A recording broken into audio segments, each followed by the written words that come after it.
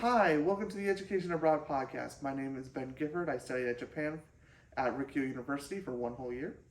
My name is Chandra Colvin, and I also studied in Japan at Akita International University for 1 semester.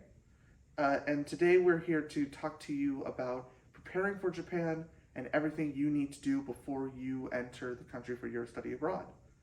Right, so let's just kind of get right into it. So first thing that we're going to kind of touch on is the application process. So one thing with education abroad here at St. Cloud State is we use a platform called Teradata. You're just going to sign into Teradata with your start ID and password, and then you'll just kind of go through the programs, pick which one you want to apply for, hit apply now. It's just going to bring you into that main Teradata page. So one thing that we like to emphasize within that application process is getting your academic approval form as soon as possible. It can be a little bit of a process considering you have to speak with your academic advisor, you have to look through the course list, and then you have to kind of compare how it's going to transfer over into your degree audit. How long would you say that took you, Ben? So for Rikyo University before now, we did not know about how to get access to their web syllabus. So we were going off of a course list that was frankly outdated. So I did not really have a good look at the course list until I was actually in the country. But now, on the application page for both Rikyo University and Akita, specifically, we have in the academic section of their program pages, we have a link to their web syllabi, that you can see all courses from for the current year, current semester, in English and in Japanese. So you'll be able to go there with your advisor for those two universities in particular. For other universities like Seinen Gakuen, they do have a course list available, although it's not the most detailed thing in the world. Yokohama City University also has a course list available, but as far as I'm aware, it's not the full course list, it's more of a preview. And I believe Daido Bunka, we've had issues finding their course lists. Not to say that we haven't tried. Right. Yeah. One thing that I would like to highlight with some of these Japan universities is that at least Akita International University worked on a raffle system for classes. So I always recommend students to pick out 2 or 3 more classes as sort of like a backup to the main ones that you want to register for. Me personally, I got to Akita International University and I didn't realize it was a raffle system, meaning you sign up for the class and then they pick your name at a random draw and then you go onto the wait list. I was on the wait list for 2 of my classes. Luckily, I was able to get into them because the add and drop period was longer. It was 2 weeks instead of 1 week, like we do here at St. Cloud State University. So I always recommend students to pick out a couple more classes than they originally intend to take at their host university, just because you never know if it's going to be like a raffle system. Yeah. I had a lot of emailing back and forth with my advisor at St. Cloud State because I did not get into one of my classes that I needed, but it all worked out. So funny you mentioned that. So Rikyo University, they have a very similar application process like us when it comes to signing up for courses. It's first come, first serve. Some courses can be on a raffle if there's so many people who want to join into the class and are part of the wait list. They'll maybe do a raffle then. But for the most part, it's going to be like here at St. Cloud State. Be aware the time to pick up and drop classes is, if I remember correctly, like 4 days. They are very much, once you're in, you lock in really quickly. When you get to this university, you'll have about 2-3 days to actually finish signing up for courses when you have access to like the current, it's basically an Excel file where you sign things up on. I had an academic advisor from Rikyo because obviously the time difference is very big for here. Sadly, my academic advisor was in Barcelona at the time. He was visiting another university. Oops, oh well. So I didn't get to speak with him. and he was also like the professor for like 4 of my courses. So, yes, we always recommend kind of looking ahead at signing up for some more classes.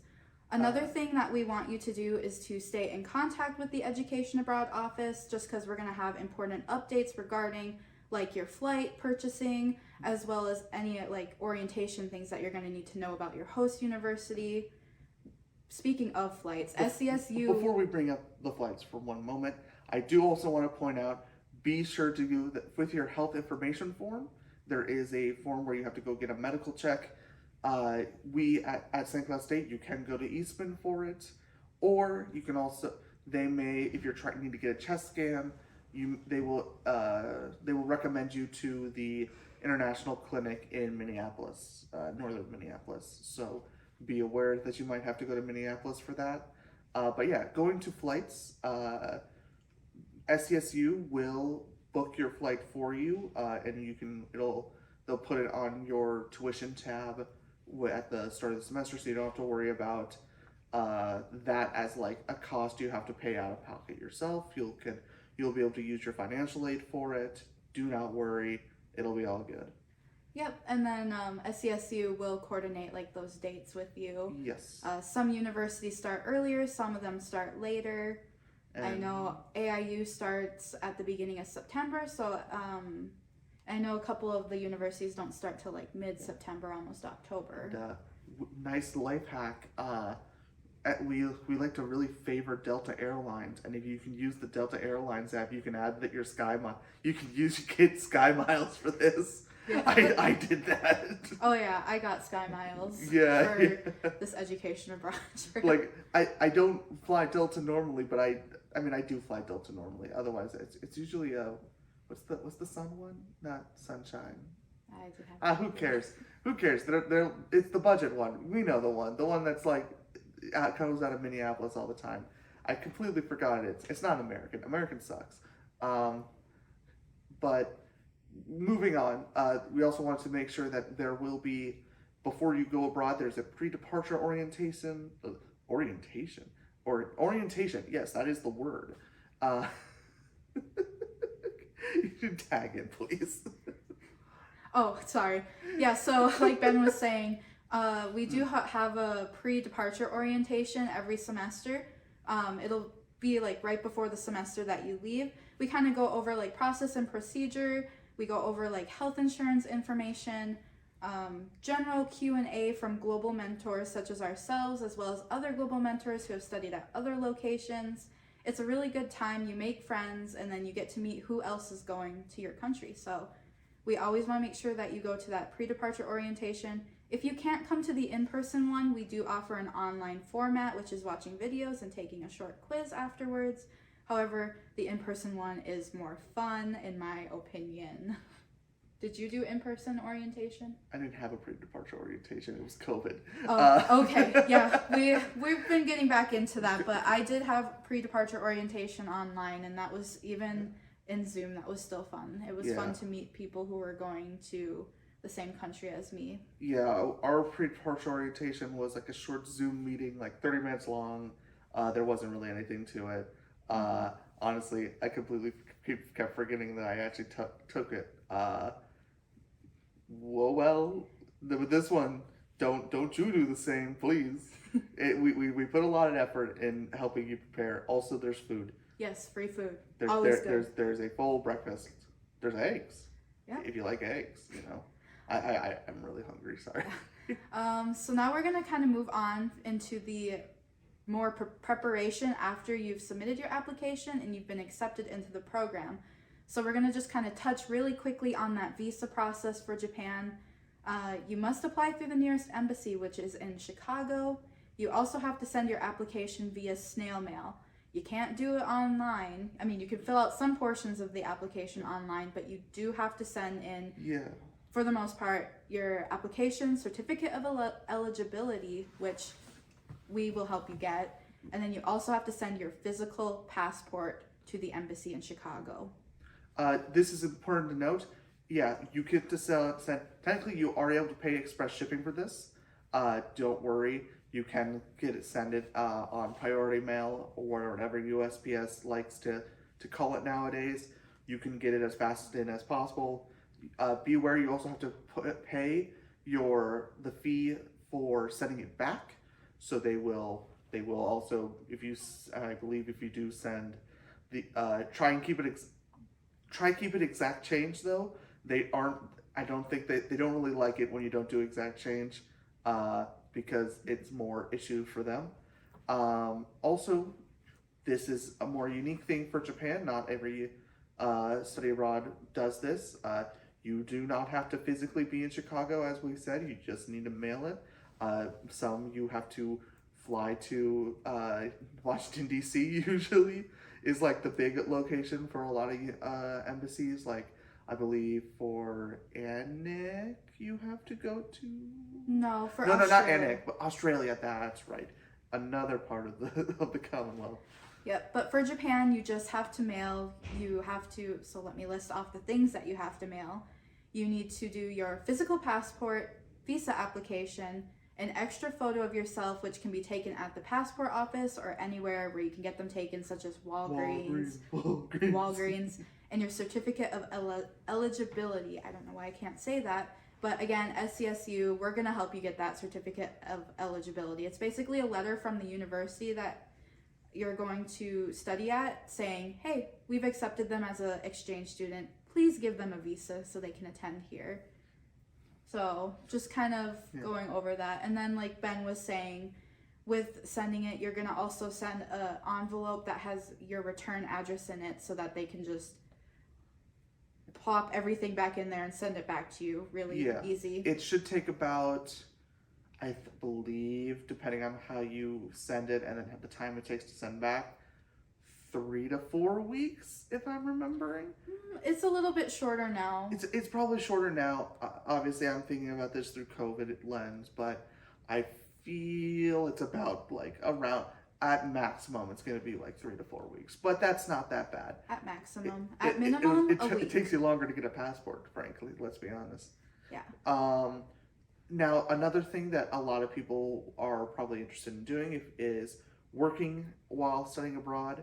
To do that, in Japan in particular, when you land at the airport and start going through customs, they will ask if you would like a work permit as a student. Just say yes. It'll save you so much time. They literally just do it and give you it. I completely forgot that I had a work permit. Because they just give it to you basically, and if you don't do it, you'll have to go to the immigration office of wherever your host university's city is, and fill out the paperwork again all over for like how you came into the country, but you'll have to do it there, so you'll have to stand in line for a few hours. Yeah, well, SCSU does not like condone students working abroad. In fact, many students don't. But many students don't study abroad. This is, technically, statistically speaking, most students at SCSU do not study abroad. That is true. True. Population-wise. Most students do not work abroad, is what I was trying to say. We don't condone it. We don't not condone it, but if you're only there for a semester, you should just enjoy your time while you're there. The only reason we're really bringing up the working permit is some programs offer opportunities for students to go off campus for like a one-day thing, help in the community, and then they get paid just a little portion of money. I know at Akita International University, AIU has like this community outreach program where you can go give presentations to high schoolers, middle schoolers, elementary schoolers that are in Akita Prefecture, and then AIU will typically pay like 5,000 yen for a presentation. They also look for students to kind of like give tours of AIU to Japanese national students that are interested in touring there, interested in meeting foreigners. So there are opportunities where you can get paid, and those are that's mainly why we're bringing up the working permit. Yeah, Rikki University also has they have a place they call their international hub or their global hub. One of the two. It's a massive area that they host events for international students and national students alike to connect with each other. They offer employment opportunities there. They'll send a mass email at the start of every semester. And also, they also give opportunities for being a TA. Be aware that for all of this, you will have to set up a bank account. And to do that, legally wise, the only place you can really set up a bank account is at the post office. But it's the post office, it works fine. So. AIU is a little different because when you get there for the orientation process, they kind of have all of like those government officials or like workers come to the campus, and there's like little tables where you can go do all that. So AIU is just a little bit different, but that's because they're Akita International University. They have hundreds of exchange students that enter the university every year. Yeah, and Rikyo is obviously a more private school type university with its high school and private elementary school right next to it. There is a post office about a 5 minutes walk north of campus. Yeah, it's north. Directions. And there it is a Japan Post, JP Post, and that's where you can get a bank account there. You will have to call in to set up an appointment first, but once you do, it'll be much quicker. Be aware that obviously, with most of Japan, don't expect everyone to speak English. That's just a good rule of thumb wherever you travel abroad. English may be the most common language. Well, technically the most prevalent language as a secondary language, but be aware that not everyone speaks it still. Yep. All right, let's kind of move on into medications. Now, this is something that I wasn't aware of, and somebody who had to go through this process. Japan is a little more strict on prescription medications, even non-prescription medications, when taking them into the country. So if you have medications that are doctor prescribed, you have to check with the Ministry of Health, Labor, and Welfare of Japan's website. Just kind of go through that list and see if your medication is listed. If it's listed, you will in fact need to apply to be able to bring that medication into the country. This was something I was not made aware of until about 2 months before I left, so I did have to go to my doctor. I had to get a doctor's note stating why I was taking this medication. I had to also list how many pills or like doses that I would be taking with me. So if I was going for, let's say I was there for 5 months and I took a pill or like a dose every single day, I would have to have a quantity listed for every single day until I left. That's one of the things, because at the airport sometimes they will stop and pour your medications out and count them to ensure that you're not taking more into the country. Yeah, I had a medicated toothpaste that I had to get a prescription with. I did not fill out the form for this, and I guess they didn't care. Whoops. Sometimes they do. Probably COVID reasons. Sometimes they don't. I blame COVID. Well, for me, I take medications for mental health reasons, and some of those medications are a little more heavily guarded in Japan, or they are considered illegal. Yeah, so the dosage is too high. The dosage is too high, or they would consider it to be addictive. Yeah. So I had to apply to take my medications in. That's just one process that I really stress. It is also illegal for your parents or anyone you know to send you your medications through the mail. So you need to make sure that you are taking enough medications into the country with you for your stay, or you have to see if there are pharmacies that will prescribe you those medications. I know for a longer term program, it might be a little more difficult to get a year's supply of medications. I know some insurance companies do it though. My insurance company was willing to give me like a full semester's worth. When I have to call every month to ask for prescriptions. But they were able to do that for me. You just have to talk to your insurance company, be in contact with your doctor, and again, check out the Ministry of Health, Labor, and Welfare of Japan's website. There is an application portal. You just submit that, and then they will like kind of snail mail you a letter with a stamp of approval. Make copies of that letter, have it in both of your suitcases and your personal bag, because they are going to ask for that letter at the airport. Be aware that while you are staying in the country, you will also be on the national health care. Use it, please. It's nationalized healthcare. Please use it. It's so good. Oh yeah, I went to the emergency room and I only paid $60 for my medications and an emergency visit. So I paid for I paid obviously for the national health insurance, and I also paid for the student mutual fund. And you know what? I never used it, but it's a good thing I did. That's a good thing, you know? yeah, one thing that SCSU will also provide is Geo Blue health insurance, just in case of anything. Now, one thing that Geo Blue health insurance is going to cover that we really like is if something happens to you while you're abroad, it's going to pay to bring one of your family members into the country to make sure that you're okay. Let's say you end up in the hospital, it's going to pay for that family member's flight to get into the country. Wait, really? Oh, I should have abused that. Don't abuse it. Don't. No, Don't do it. It's only for you'll probably lose your emergencies. insurance if you try and abuse it like that. But I should have tried. Yeah, it's for emergencies, like if you end up in the hospital and you're there long term for like more than a week. They're gonna bring your family member over to ensure that you're okay. So you're saying if I broke my leg? Okay, fair enough. Don't do it. Seriously. I mean, I know plane tickets are expensive, but Before we end the podcast, we're gonna just do a tip from each of us. What travel tip would you give for somebody entering? Don't go over the weight. Don't go over the weight. I swear, please don't go over the weight. I had to pay $200. Oh my god, it was so expensive.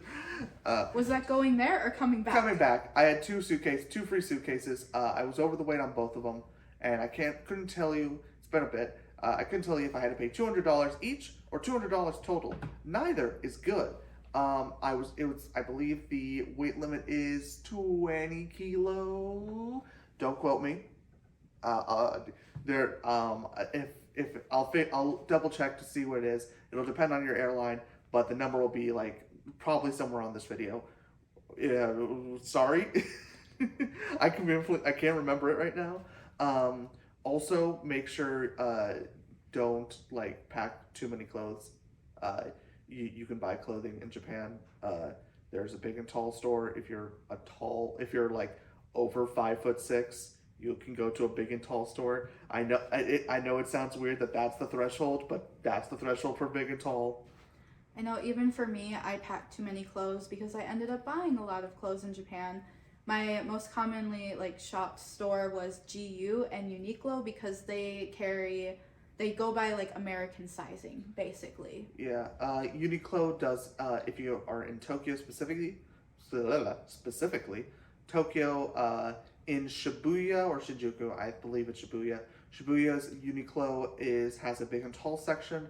Otherwise, go to Sakazen's website. Most of their stores have a big and tall section that's really in depth and also really decently priced. Clothing is really well priced in Japan. Yeah. One packing tip that I have that I wish I would have done. This is actually someone during my exchange program. I became friends with her. What she did was she had a medium-sized suitcase. She packed all of her clothes and belongings into that medium-sized suitcase and then put that medium-sized suitcase into a large suitcase. That is the stupidest thing I've ever heard. No, listen. Okay, I'll let you go. No, it just sounds like a matryoshka. Because she would have a suitcase to bring souvenirs back home. So I had 2 suitcases, plus a side bag and a backpack, and I was over the weight. My carry-on was full of vinyl. My backpack was full of stuff. Yeah, but this is for packing for going to Japan. Yeah. This is so that... I don't know. I guess I'm also just thinking, because usually you get 1 or 2 check bags for free still, going there. So it's like... This is what I was trying to get with my tip. Sorry, I apologize. I jumped the gun. So typically with most airlines, you only get 1 free checked bag, a carry-on, and a personal item. So my friend, what she did was she did a medium-sized suitcase, packed all of her belongings into the medium one, put it into the large suitcase, and had that be her checked bag, so that when she came back, she could pack all of her clothes and souvenirs into the whatever extra suitcase that she had. So she didn't have to buy any extra suitcases abroad. She didn't have to mail anything home. I had to do both.